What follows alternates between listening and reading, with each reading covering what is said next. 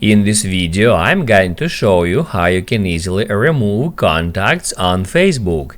Be sure to watch the video to the very end so you don't make any mistakes, and of course do not forget to like this video and subscribe to my channel.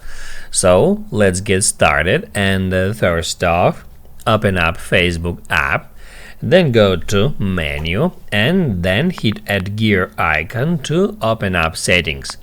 On settings, I recommend you to search for contact, and then in search results you can easily find upload contacts. Just tap on it. You will be taken to this page where you can easily turn off contact syncing on Facebook.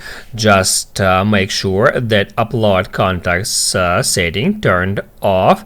You can just tap on it. It asks if we would like to stop continuously uploading your contacts, and that any contact info you have previously uploaded will be deleted once this feature turned off.